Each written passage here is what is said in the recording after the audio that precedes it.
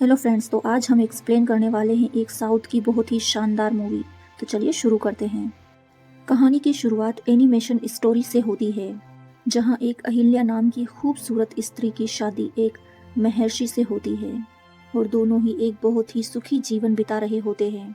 मगर अहिल्या की सुंदरता को देखकर इंद्र उस पर मोहित हो जाता है और उसे पाना चाहता है। एक दिन गौतम घर से बाहर जाता है तो इंद्र गौतम का रूप रखकर अहिल्या के पास जाता है। अब अहिल्या इंद्र को गौतम समझकर उसके साथ संबंध बना लेती है, मगर तभी वहां पर असली गौतम ऋषि महर्षि आ जाते हैं। ऋषि गौतम अपनी पत्नी को किसी और के साथ देखकर वो उन दोनों को श्राप दे देता है, जहां गौतम अपनी पत्नी को पत्थर बनने का श्राप दे देता है। इसके बाद भगवान श्री राम ने अहिल्या को इस श्राप से मुक्त किया था। इस एनिमेशन स्टोरी का इस कहानी से संबंध है, इसीलिए हमें ये स्टोरी शुरू में सुनाई गई है। इसके बाद हमें शांतनु नाम के एक आदमी को दिखाया जाता है, जो इस कहानी का हीरो है। शांतनु टेंशन में कहीं जा रहा होता है। ऐसा लगता है कोई उसका पीछा कर रहा है। जैसे ही शांतनु पीछे मुड़कर देखता है तो कोई उसके सिर पर वार करके उसे वहीं गिरा देता है और फिर उसे वहां से खींचकर कहीं ले जाता है। ये सीन यहीं कट होता है और इसके बाद सीन जाता है पास्ट में, जहाँ शांति नाम की एक महिला अपने घर में पूजा कर रही होती है। इसके बाद शांति अपने कमरे में आती है, जहां उसका हस्बैंड उसके साथ इंटीमेट होने की कोशिश करता है। शांति अपने हस्बैंड से कहती है कि देखो, अभी मैं नहाकर आई हूँ और अभी अभी तो हमने ये सब कुछ किया था। लेकिन फिर भी वो कहती है, क्या तुम में अभी भी दम है क्या? इस पर शांति का हस्बैंड कहता है कि हाँ, अभी भी मुझ में बहुत दम है। तभी शांति उससे कहती है कि देखिए, मेरा हस्बैंड आ गए हैं, तुम जल्दी से पीछे के रास्ते से निकल जाओ। इसके बाद वो आदमी जल्दी से वहां से भाग जाता है। तब हमें पता चलता है कि ये शांति का हस्बैंड नहीं बल्कि उसका प्रेमी है। शांति का पति तो एक पुलिस इंस्पेक्टर होता है। शांति का पति उसे किस करने की कोशिश करता है। इस पर शांति अपने हस्बैंड से कहती है कि तुम पहले नहा धोकर फ्रेश हो जाओ और खाना खा लो। इसके बाद इंस्पेक्टर नहाने के लिए चला जाता है और जैसे ही बर्तन की आवाज आती है तो वो कहता है, क्या हुआ? जहाँ शांति कहती है, कुछ नहीं, बिल्ली आ गई थी, इस वजह से बर्तन गिर गए। इसके बाद इंस्पेक्टर खाना खाने के लिए बैठ जाता है। शांति अपने हस्बैंड से पूछती है, तुम अक्सर इतना लेट क्यों आते हो, आखिर क्या बात है? जहां शांति का हस्बैंड कहता है कि देखो, मैं एक चोर को ढूंढ रहा हूँ। उसके चोरी करने का अंदाज ही कुछ अलग है। वो घर की महिलाओं को सेड्यूस करता है और फिर घर के कीमती सामान को चोर कर ले जाता है। वो कई घरों में इस तरह से हाथ साफ कर चुका है, मुझे जल्द से जल्द उसे पकड़ना होगा। तभी पुलिस वाले के पास उसकी असिस्टेंट का कॉल आता है और वो कॉल पर बताती है कि उस चोर ने और कई सारी महिलाओं को सेड्यूस किया है और उनके घरों में चोरी की है। इससे इंस्पेक्टर को और ज्यादा गुस्सा आ जाता है। इसके बाद हमें एक होटल का सीन दिखाया जाता है, जहां एक काम करने वाला लड़का एक रूम में जाकर किसी को जगाता है और ये कोई और नहीं होता बल्कि ये शांतनु होता है, जिसे हमने मूवी में शुरुआत में देखा था। शांतनु उस लड़के को डांटने लगता है, कहता है, साले, अभी अभी तो मैं अपनी फेवरेट हीरोइन के साथ गाना गा रहा था, तुमने पूरा काम बिगाड़ दिया।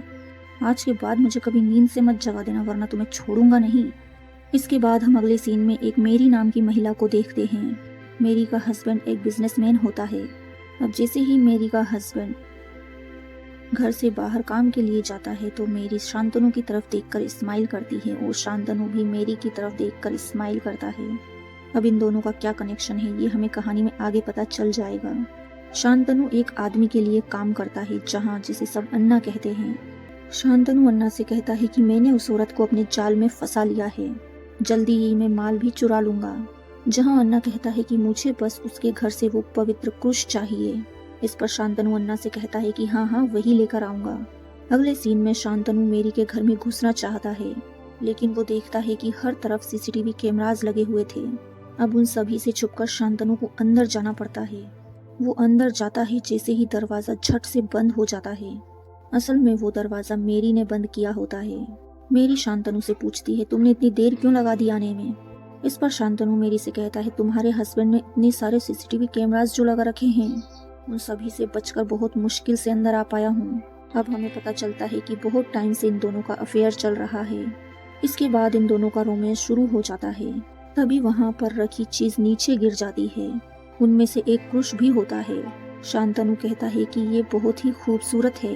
तभी शांतनु उस क्रूश की फोटो खींच लेता है और मेरी भी उससे कहती है कि क्या तुम इस क्रूश की कीमत जानते हो? इसकी कीमत लगभग 2 करोड़ रुपए है। इस पर शांतनु कहता है कि तुमने इतनी कीमती चीज ऐसे बाहर क्यों पटक रखी है। इस पर मेरी शांतनु से कहती है कि घर में अगर कोई चोर घुस जाए तो वो सबसे पहले लॉकर तोड़कर चीजें ले जाएगा, मगर ये बाहर पड़े हुए मामूली से क्रूश को लेकर थोड़े ही जाएगा, इसीलिए उन्होंने इसे बाहर रखने के लिए कहा था। पर अब मुझे ये लगता है कि इसे अंदर रखना ही सेफ होगा। इतना कहकर वो क्रूश को लॉकर में रख देती है और अब शांतनु सोचने लगता है कि अभी तक जिसे मैं ढूंढ रहा था वो बाहर ही थी, अब उसे लॉकर से कैसे निकालूंगा। मगर शांतनु के फेस पर कोई रिएक्शन नहीं होता। इसके बाद शांतनु और मेरी एक कमरे में जाकर दोनों इंटीमेट होने लगते हैं। इसके बाद मेरी नहाने के लिए वॉशरूम जाती है। तभी शांतनु लॉकर खोलने की कोशिश करता है, लेकिन उसे पासवर्ड पता नहीं होता। आमतौर पर लोग अपने जन्मदिन की तारीख को ही पासवर्ड बना लेते हैं। अब शांतनु सोचता है मैं वही ट्राई कर लेता हूँ। ये सोचकर वो मेरी से उसका जन्मदिन की तारीख पूछता है।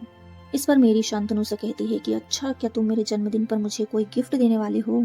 इतना कहकर वो अपना जन्मदिन की तारीख बता देती है। अब शांतनु ने जो गेस किया था बिल्कुल राइट था। डेट ऑफ बर्थ से लॉकर खुल जाता है।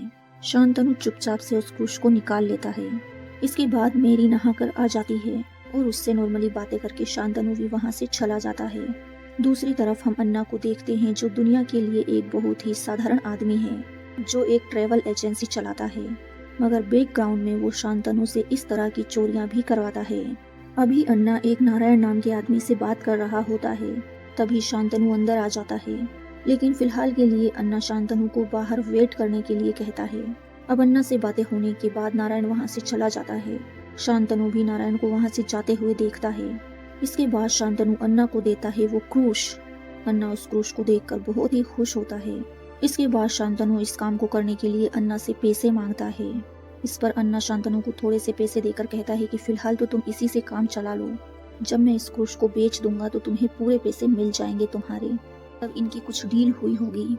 अब शांतनु अन्ना से कहता है कि मुझे ऐसे छोटे मोटे काम करना पसंद नहीं है, कुछ बड़ा काम हो तो बताओ, ताकि वो करके मैं अच्छे से सेटल हो जाना चाहता हूँ। दूसरी तरफ शांति का पति इंस्पेक्टर बहुत ही टेंशन में था। वो कहता है कि वो चोर कई सारी महिलाओं को अपने जाल में फंसा चुका है और उनके घरों से कीमती सामान चुरा कर भाग जाता है। इसीलिए मैं भी यही सोच रहा हूँ कि घर के बाहर कैमरा लगवा दूँ। अगर इंस्पेक्टर ऐसा कर देता है तो शांति अपने बॉयफ्रेंड को घर पर कैसे बुलाएगी। शांति अपने हस्बैंड से कहती है, क्या तुम्हें मुझ पर शक है, शायद तुम इसीलिए सीसीटीवी कैमरास लगाना चाहते हो, है ना। इस पर इंस्पेक्टर शांति से कहता है, ये सब तो मैं तुम्हारी सेफ्टी के लिए कर रहा हूँ, मैं कभी भी तुम पर शक नहीं कर सकता। इस पर शांति अपने हस्बैंड से नाराज हो जाती है। इंस्पेक्टर कहता है, ठीक है, नहीं लगाऊंगा मैं सीसीटीवी कैमरास, अब तो ठीक है ना। इधर शांतनु जब अपने कमरे में होता है तभी मेरी उसके पास आ जाती है और वो शांतनु से कहती है कि मेरे घर से वो क्रूश गायब है।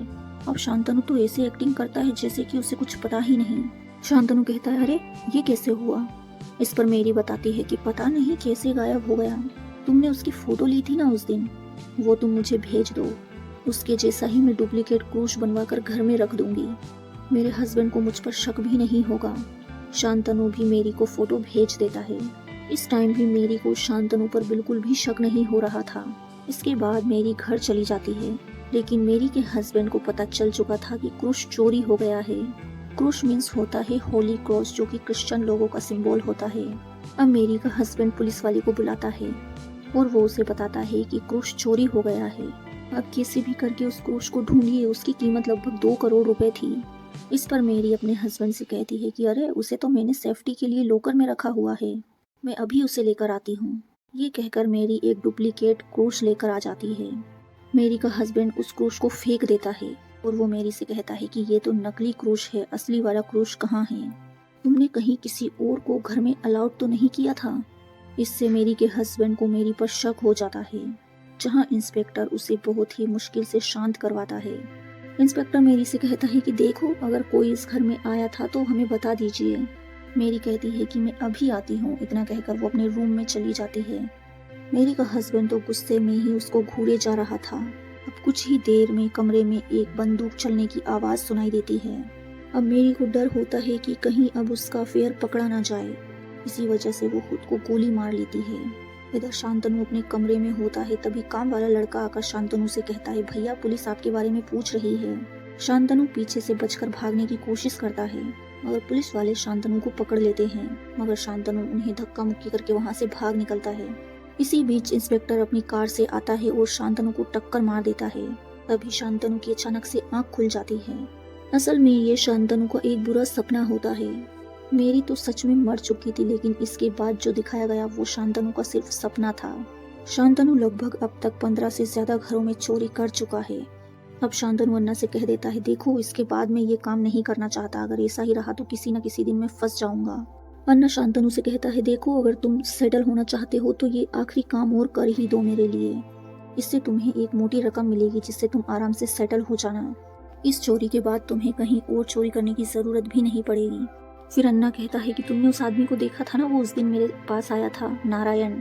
उसके पास एक अहिल्या की मूर्ति है। उस मूर्ति की कीमत कई करोड़ रुपए है।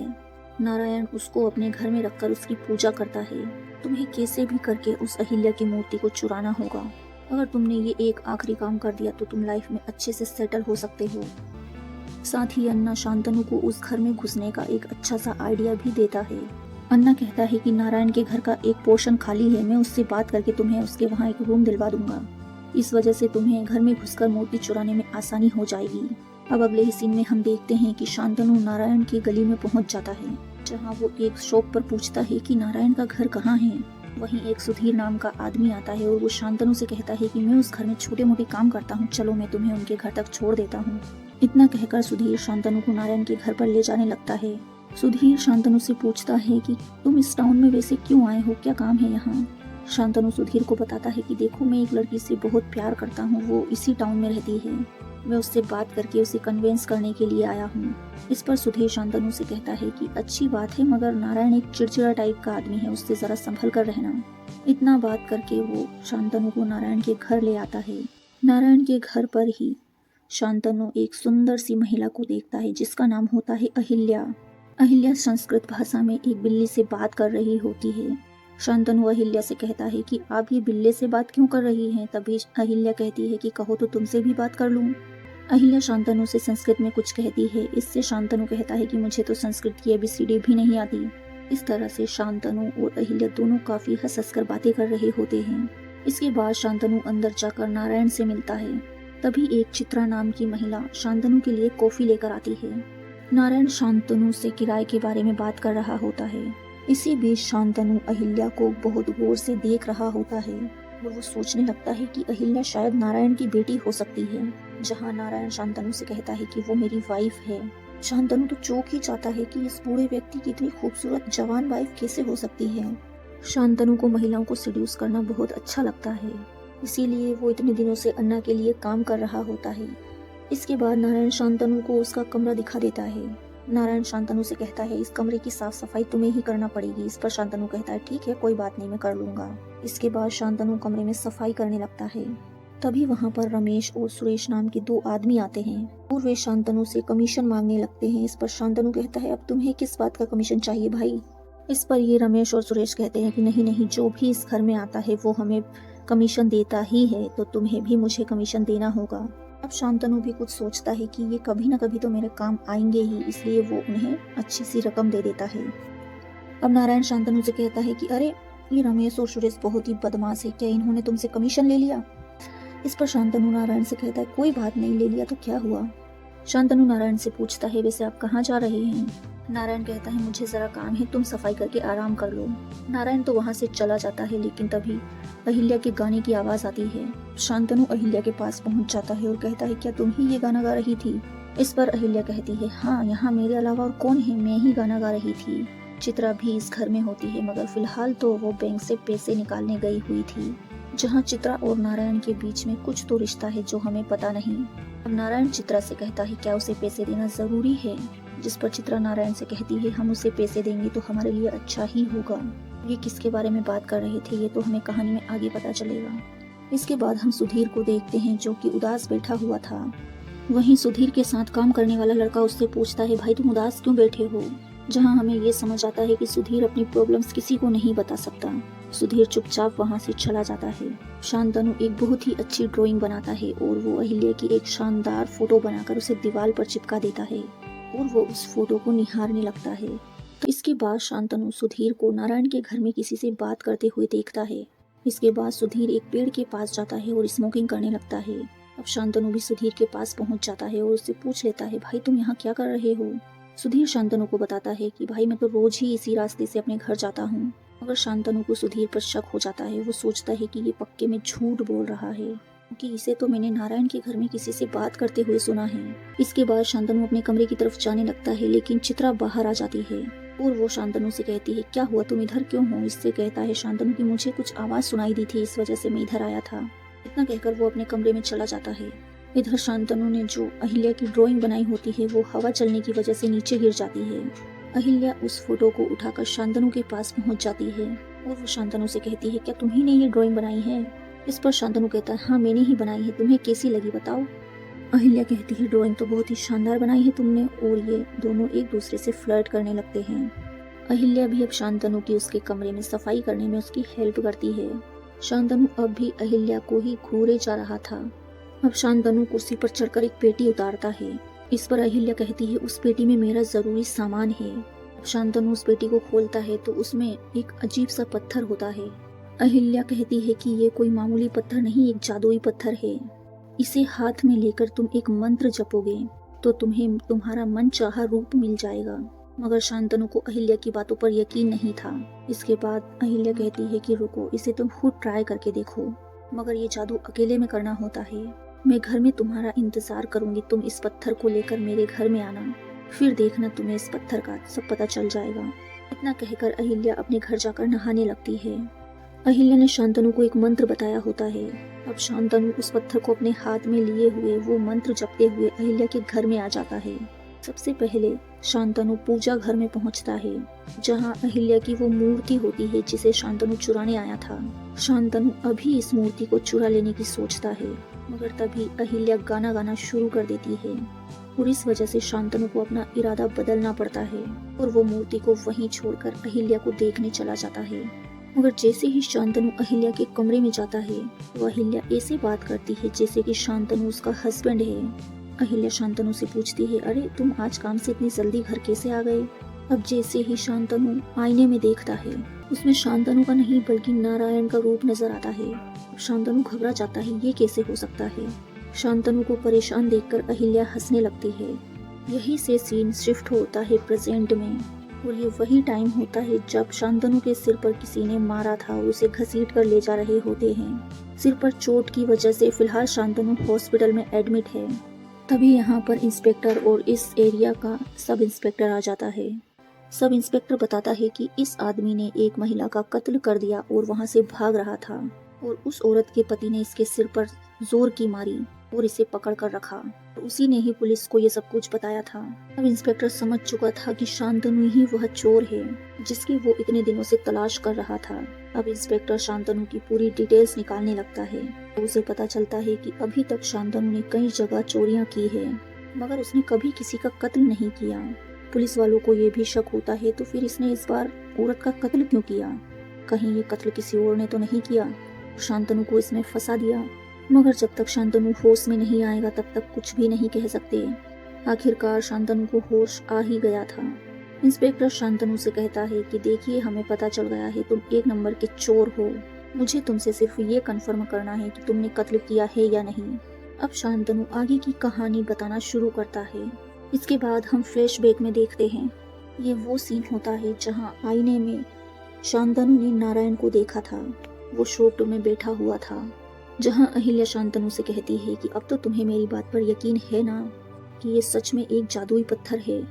अब शांतनु फिर से आईने में देखता है तो वो खुद को देख पाता है। शांतनु अहिल्या से कहता है कि मुझे तुम्हारी चाल समझ आ गई है। तुमने इस पत्थर के बारे में जो बताया था उसी के बारे में मुझे ये सब कुछ सोच सोच कर मैं भूल भुलैया में फंस गया हूँ। मेरा रूप तुम्हारे पति नारायण जैसा कभी हुआ ही नहीं था। ये तो बस मेरा वहम था। मैं तो शांतनु ही हूँ। वैसे तुमने उस बूढ़े आदमी से शादी ही क्यों की? क्या तुम्हें कभी किसी से प्यार हुआ है? अहिल्या शांतनु को बताती है कि मैंने शादी के बाद एक आदमी से प्यार किया था। अब शांतनु उस आदमी के बारे में पूछता है। अब अहिल्या अपना पास्ट बताती है, जहाँ हमें संतोष नाम के एक आदमी को दिखाया जाता है। संतोष असल में एक किराए पर घर देख रहा होता है तो उसे नारायण के घर का पता चलता है। अब संतोष भाड़े पर एक रूम भी ले लेता है जहाँ संतोष और अहिल्या की बहुत अच्छी दोस्ती हो जाती है। संतोष अहिल्या को नारायण की बेटी समझकर उसके करीब आने लगा था और वो चित्रा को नारायण की पत्नी समझता था। उसे मैडम कहकर भी बुलाता है। तभी सुधीर वहाँ बगीचे का काम करने आता है, जहाँ अहिल्या सुधीर की हेल्प कर देती है। जहाँ सुधीर संतोष से कहता है, क्या तुम एक म्यूजिक डायरेक्टर बनना चाहते हो? हमारी अहिल्या भी बहुत ही सुरीला गाना गाती है, तुम एक बार उसे गाने का मौका तो दो। अब संतोष अहिल्या की तरफ देखकर हैरान रह जाता है, क्या ये गाना भी गाती है? ऐसे ही संतोष एक दिन चित्रा से पूछता है कि ये नारायण जी काम कहाँ करते हैं। इस पर चित्रा संतोष से कहती है कि ए हेलो, तुम नारायण के बारे में यानी कि अहिल्या के हस्बैंड के बारे में पूछ रहे हो, राइट? और तब जाकर संतोष को पता चलता है कि अहिल्या नारायण की बेटी नहीं बल्कि उसकी वाइफ है। संतोष चित्रा से पूछता है कि तो फिर आप नारायण की क्या लगती हैं? चित्रा संतोष से कहती है कि मैं अहिल्या की दीदी हूँ। दरअसल हमारे घर वालों ने अहिल्या और मेरी शादी जल्दीबाजी में करवाई थी। मेरे हस्बैंड ने तो मुझे छोड़ दिया। उसके बाद मैं अहिल्या के घर आ गई और अभी मैं यहीं रहती हूँ। हमारे फैमिली वाले बहुत ही गरीब थे, इसीलिए उन्होंने अहिल्या की शादी इस बड़े से घर में कर दी। वहीं नारायण की उम्र अहिल्या से बहुत ज़्यादा होती है। अहिल्या को गाना गाना बहुत पसंद है और वो म्यूज़िक क्लास ज्वाइन करना चाहती है। अब अहिल्या नारायण से चित्रा के जरिए म्यूज़िक क्लास जाने की परमिशन भी मांगती है, मगर नारायण साफ मना कर देता है। नारायण अहिल्या से कहता है, तुम सिर्फ घर संभालो, तुम्हें बाहर जाने की ज़रूरत नहीं है। जहाँ रात के समय नारायण अहिल्या के साथ बहुत ही बुरा बर्ताव करता है, जिस वजह से अहिल्या बहुत ज़्यादा दुखी हो जाती है। अहिल्या संतोष को बहुत ज़्यादा पसंद करती है और दोनों ही काफ़ी क्लोज आ चुके थे। इसी बीच सुधीर घर पर आता है, जहाँ अहिल्या सुधीर से लाइट बल्ब चेंज करने के लिए कहती है। सुधीर संतोष से कह देता है कि यार तुम ये बल्ब चेंज कर दो। संतोष भी बल्ब चेंज करने के लिए खुशी खुशी मान जाता है और वो बल्ब चेंज करने के लिए चला जाता है, मगर संतोष का पैर फिसल जाता है और वो नीचे गिर जाता है। इस वजह से संतोष को काफ़ी चोट आ जाती है। अब नारायण को ये सब पता चलता है तो वो संतोष से कहता है, तुम्हें किसने कहा था ये सब काम करने के लिए? इस तरह के कामों के लिए ही तो सुधीर को रखा हुआ है। इस तरह से नारायण संतोष के हाल चाल पूछकर वहाँ से निकल जाता है। इसके बाद अहिल्या संतोष के लिए खाना बनाकर भी लाती है। अब नारायण और चित्रा काम के लिए निकल जाते हैं तो अहिल्या को संतोष के साथ वक्त मिल जाता है। अहिल्या एक दिन संतोष की डायरी पढ़ती है, जिसमें संतोष ने कई सारी कविताएं लिखी हुई थी। संतोष उस डायरी को वापस ले लेता है। अहिल्या से कहता है, यार प्लीज तुम इस डायरी को मत पढ़ो, वरना तुम बाद में मुझे चिढ़ाओगी। इतना कहकर संतोष उस डायरी को अलमारी के ऊपर पटक देता है। अहिल्या उस डायरी को निकालने की बहुत कोशिश करती है, पर उसका हाथ ही नहीं पहुंच पा रहा था। इसके बाद संतोष अहिल्या को गोद में उठाकर उसे डायरी तक पहुंचा देता है। इसी बीच दोनों एक दूसरे के बहुत ही करीब आ जाते हैं। तभी वहां पर संतोष के कुछ दोस्त आ जाते हैं, जो उन्हें देखकर अहिल्या से थोड़ा दूर हो जाता है। जहां संतोष के दोस्त अहिल्या के साथ देखकर उसे चिढ़ाने लगते हैं। असल में संतोष और उसके दोस्त एक म्यूजिक ग्रुप चलाते हैं। अब उसके दोस्तों को पता चलता है कि संतोष किसी और की वाइफ के साथ चक्कर चला रहा है, तो वे उसे और ज्यादा चिढ़ाने लगते हैं। अहिल्या भी संतोष के दोस्तों से बात करने लगती है, तो संतोष अहिल्या का हाथ पकड़ लेता है। अहिल्या को अच्छा लगता है, मगर वो तुरंत ही अपना हाथ हटा लेती है। इसके बाद हम देखते हैं कि संतोष के दोस्त सुधीर से बात करते हैं। सुधीर उनके लिए नारियल पानी लेकर आता है।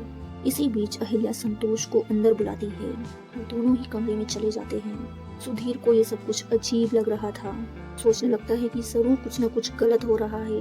इसके बाद संतोष के दोस्त अहिल्या को गाना गाने के लिए फोर्स करते हैं। इसके बाद अहिल्या भी गाना गाना शुरू कर देती है। अहिल्या बहुत ही अच्छा गाना गा रही होती है कि तभी वहां पर नारायण पहुंच जाता है।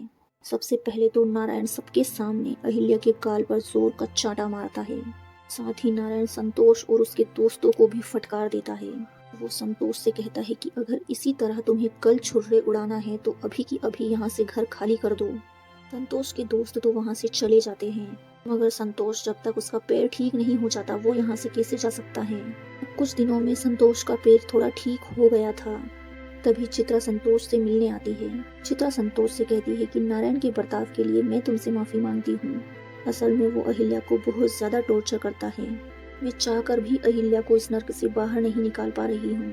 पर जब से तुम यहाँ आए हो मैं उसके चेहरे पर एक अजीब सी खुशी देख रही हूँ और वो तुम्हारे साथ खुश भी है। मैं यही चाहती हूँ कि अहिल्या की ये खुशी हमेशा के लिए बनी रहे। चित्रा संतोष से कहती है, अगर तुम उसे चाहते हो तो तुम प्लीज उसे यहाँ से अपने साथ लेकर चले जाओ। मैं उसे तुम्हारे साथ यहाँ से ले जाने में पूरी हेल्प करूंगी। अब अगले सीन में चित्रा और अहिल्या एक मंदिर में जाते हैं। तभी संतोष भी वहाँ आ जाता है और वो अहिल्या से अकेले में बात करने की कोशिश करता है। चित्रा भी उन दोनों को अकेला छोड़कर कुछ दूरी पर चली जाती है। संतोष अहिल्या से कहता है कि मैं तुम्हें इस नरक में नहीं जीने देना चाहता, तुम मेरे साथ चलो, हम कहीं और जाकर अपनी दुनिया बसा लेंगे। मगर अहिल्या तो बहुत ज्यादा डरी हुई थी। वो सोचती है जब नारायण को ये पता चलेगा तो वो हम दोनों की ही जान ले लेगा। अब वो इस बारे में चित्रा को भी बताती है। चित्रा अहिल्या से कहती है कि 3 दिनों बाद नारायण किसी काम से शहर से बाहर जा रहा है, मैं भी काम से बाहर चली जाऊंगी, वही तुम दोनों के लिए इस घर से बाहर निकलने का सबसे अच्छा मौका होगा। आखिरकार वो दिन भी आ ही गया जिस दिन नारायण घर पर नहीं होता। संतोष अपना बैग लेकर अहिल्या के घर आता है, जहाँ संतोष ने अहिल्या से कहा था कि तुम्हें किसी वेस्टर्न ड्रेस में देखने का मन करता है, इसीलिए अहिल्या ने साड़ी की बजाय वेस्टर्न ड्रेस पहनी हुई थी। आज पूरा दिन नारायण घर पर नहीं आने वाला था, तो ये दोनों इंटीमेट होने की भी सोचते हैं। तभी संतोष वहाँ पर अहिल्या की मूर्ति को देखता है और उसके बारे में भी पूछता है। फ्रेंड्स, मूवी की शुरुआत में हमें एनिमेशन के जरिए अहिल्या की कहानी सुनाई गई थी। उसी कहानी के बारे में अहिल्या संतोष को बताती है। वो संतोष से कहती है कि ये बहुत ही कीमती मूर्ति है। जहाँ संतोष भी अपने बैग से एक पत्थर निकालता है और वो अहिल्या से कहता है, देखो ये एक जादुई पत्थर है, और अगर कोई इस पत्थर को अपने हाथ में लेकर मंत्र जाप करे तो उसे जो रूप वो इमेजिन करता है वही दिखाई देता है। अहिल्या को तो विश्वास ही नहीं था। संतोष अहिल्या से कहता है, तुम अपने कमरे में जाओ, तुम वापस इस पत्थर को लेकर आओगी तो तुम्हें मेरा नहीं किसी और का रूप नजर आएगा। अहिल्या भी अपने रूम में चली जाती है। वो मंत्र जाप करने लगती है और उसे अचानक से नारायण की आवाज आती है। वो घबरा जाती है और तुरंत आंखें खोल लेती है। असल में नारायण नहीं आया था, बल्कि संतोष ने नारायण की आवाज निकाली थी। संतोष अहिल्या को सच्चाई बता देता है कि देखो उस पत्थर में कोई जादू वादू नहीं है, मैं तो बस मजाक कर रहा था। इसके बाद वो दोनों इंटीमेट होने लगते हैं। संतोष अहिल्या से कहता है, देखो मैं पहले शहर में जाकर किसी अच्छे से घर का इंतजाम करता हूँ, उसके बाद मैं तुम्हें वहाँ बुला लूंगा। अहिल्या भी मान जाती है। तभी वहाँ पर नारायण भी आ जाता है, जिसे देखकर अहिल्या घबरा जाती है। अहिल्या संतोष से कहती है कि तुम पीछे से निकल जाओ, मैं नारायण को संभाल लूंगी। संतोष पीछे के रास्ते से चला जाता है। अहिल्या दरवाजा खोलती है। नारायण अहिल्या से कहता है कि अंदर से किसी की आवाज आ रही थी। अहिल्या भी कहती है कि कुछ नहीं, वो तो बिल्ला था। असल में मलयालम में बिल्ले के लिए जो शब्द होता है उसका मतलब होता है अवैध प्रेमी। नारायण चौंक जाता है और वो कहता है, ये तुम क्या बकवास कर रही हो। अहिल्या झट से कहती है, वो तो मैंने गलती से संस्कृत में बोल दिया, मैं तो मलयालम वाला शब्द बोल रही थी, क्या घर में घुस आया था। और ये सारी कहानी अभी अहिल्या शांतनु को सुना रही होती है। ये सारी बातें उसे बताती है तो शांतनु भी हंसने लगता है। लेकिन रियल वाले प्रेजेंट में इंस्पेक्टर शांतनु के मुंह से ये स्टोरी सुनते हुए काफी शॉक्ड हो जाता है, क्योंकि एक दिन उसकी वाइफ शांति ने भी यही कहा था कि किचन में बिल्ला घुस आया है। इंस्पेक्टर को भी शक होता है कि शायद शांति का भी कोई प्रेमी है जिसे वो बिल्ला कहकर पुकार रही थी। इंस्पेक्टर तुरंत अपनी वाइफ शांति को कॉल करके कहता है कि जिस बिल्ले के बारे में तुम बात कर रही थी असल में वो तुम्हारा प्रेमी ही था ना। ये सुनकर शांति तुरंत ही फोन कट कर देती है। अब इंस्पेक्टर शांतनु से पूछता है कि आगे क्या हुआ। अब शांतनु बताता है कि मैंने अहिल्या से पूछा था कि संतोष का क्या हुआ। इसके बाद कहानी वापस फ्लैशबैक में जाती है, जहां शांतनु अहिल्या से संतोष के बारे में पूछ रहा था। तभी नारायण घर की तरफ आने लगता है, जहां अहिल्या शांतनु से कहती है कि तुम जल्दी से कहीं छुप जाओ। शांतनु भी वहीं छुप जाता है और अहिल्या दरवाजा खोलती है, लेकिन नारायण अहिल्या से कुछ नहीं पूछता और वो वहीं बैग रखकर अपने रूम की तरफ जाने लगता है। नारायण अहिल्या के शरीर में से पार होकर निकल जाता है। अगर हम देख पाते हैं कि नारायण को अहिल्या नजर नहीं आती, ऐसा लगता है कि वो किसी भूत के शरीर में से निकल कर गया हो। अब शांतनु हैरान रह जाता है। वो सोचता है कि अहिल्या क्या सिर्फ मुझे ही दिखाई दे रही है। शांतनु वहाँ से भागने लगता है, मगर वो तुरंत दरवाजे से फिसल कर गिर जाता है और वो देखता है कि अहिल्या की फोटो पर तो माला चढ़ाई गई है। अब शांतनु सोचता है, क्या अहिल्या मर चुकी है? क्या मैं इतने दिनों से उसके भूत से बातें कर रहा था? ये सारी बातें सोचकर शांतनु डर के मारे वहाँ से भागने लगता है। अब नारायण उसे भागते हुए देख लेता है और नारायण भी उसके पीछे जाता है। अब हमें लगता है कि नारायण ने इसी टाइम शांतनु को पकड़ लिया होगा, उसे पुलिस के हवाले कर दिया होगा। लेकिन सस्पेंस अभी बाकी है, आखिर में अहिल्या मरी कैसे। प्रेजेंट में नारायण को दिखाते हैं, जो अपने घर पर बैठकर अपने अकाउंट्स चेक कर रहा होता है।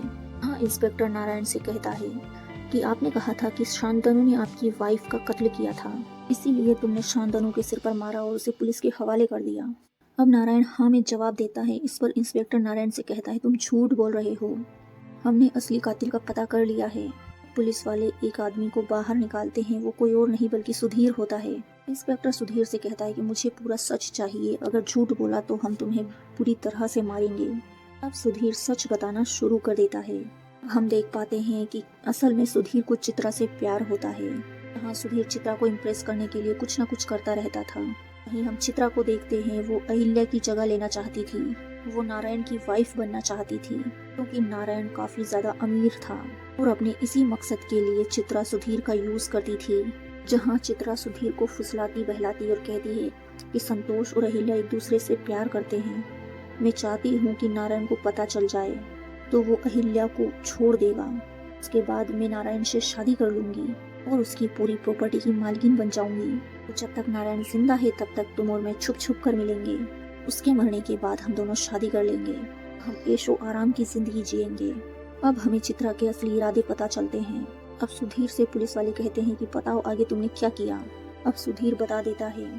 इसके बाद कहानी वापस पास्ट में जाती है।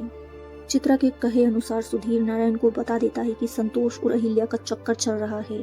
नारायण सुधीर से कहता है कि जब वे दोनों साथ होंगे तो मुझे कॉल करके बता देना, मैं उन्हें रंगे हाथों पकड़ना चाहता हूँ। सुधीर भी इस बात के लिए मान जाता है।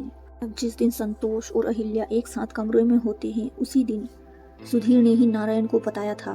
नारायण वहां पहुंच जाता है और संतोष को वहां देख लेता है। संतोष वहां से भागने लगता है। अब नारायण उसका पीछा करता है और उसके सिर पर किसी भारी चीज की जोर से दे मारता है। होना क्या था, संतोष वहीं मर जाता है। इसके बाद नारायण अहिल्या को भी मार डालता है। अब इन दोनों की लाश को ठिकाने लगाने का काम वो सुधीर को सौंप देता है। सुधीर नारायण के लिए सब कुछ नहीं कर रहा था बल्कि चित्रा को पाने के लिए ये सब कुछ कर रहा था। अब चित्रा सुधीर को पैसे देते हुए कहती है कि तुम इन्हें रख लो। इस पर सुधीर चित्रा से कहता है कि मैंने ये सब कुछ पैसे रखने के लिए नहीं किया, मैं तो तुम्हें चाहता हूँ। ये कहकर सुधीर चित्रा को गले लगाने की कोशिश करता है। चित्रा गुस्से में सुधीर को जोर का थप्पड़ लगाती है और कहती है, मुझे हाथ मत लगाओ, ये चुपचाप पैसे लेकर यहाँ से दफा हो जाओ। बाहर आकर सुधीर बहुत ही गम में था क्योंकि उसने तो चित्रा को पाने के लिए ही ये सब कुछ किया था। सुधीर ने तो चित्रा को पाने के लिए ये सब कुछ किया था, मगर चित्रा ने तो उसे धोखा दे दिया। अब जब भी शांतनु सुधीर को देखता वो हमेशा उदास बैठा रहता। सुधीर ने चित्रा से मोटी रकम मांगी, जब वो रकम दे देगी तो वो यहाँ से चला जाएगा। इसी वजह से चित्रा बैंक से पैसे निकालने गई होती है। अब रात के समय सुधीर चित्रा के घर में घुस आता है। चित्रा उसे वहाँ से जाने के लिए कहती है, मगर सुधीर जबरदस्ती चित्रा को शराब पिला देता है।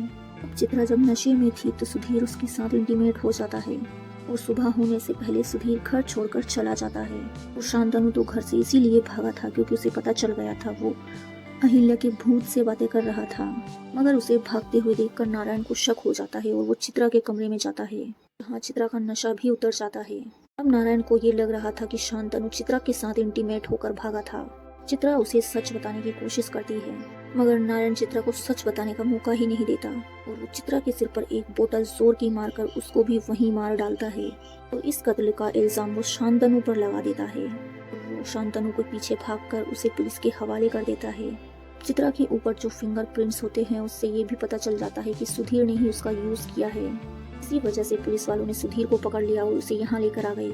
उसी के बयान से नारायण की सच्चाई का पता चल जाता है कि उसी ने ही संतोष और अहिल्या को भी मारा था। पुलिस नारायण को भी अरेस्ट कर लेती है। ये सब कुछ देखकर अहिल्या की आत्मा बहुत खुश हो रही होती है। वहीं शांतनु चोरी के जुर्म में पकड़ा गया। नारायण को कत्ल के जुर्म में अरेस्ट कर लिया गया। साथ ही सुधीर को भी पकड़ लिया गया। अब इनको अपनी अपनी सजा मिल जाती है। अब शुरू में जब शांतनु चित्रा को देख रहा होता है तो नारायण चित्रा को ही अपनी वाइफ बताता है, मगर शांतनु को तो अहिल्या की आत्मा दिखाई दे रही थी और उसे ये लगता है कि नारायण ने अहिल्या को ही अपनी वाइफ बताया, जबकि नारायण तो चित्रा को ही अपनी वाइफ बता रहा था। शांतनु को तो शुरू से ही अहिल्या नजर आ रही थी और वो उसी से बातें कर रहा था। ये मूवी बहुत ही मैजिकल है। मूवी कैसी लगी कमेंट्स में ज़रूर बताइएगा। Thanks for watching.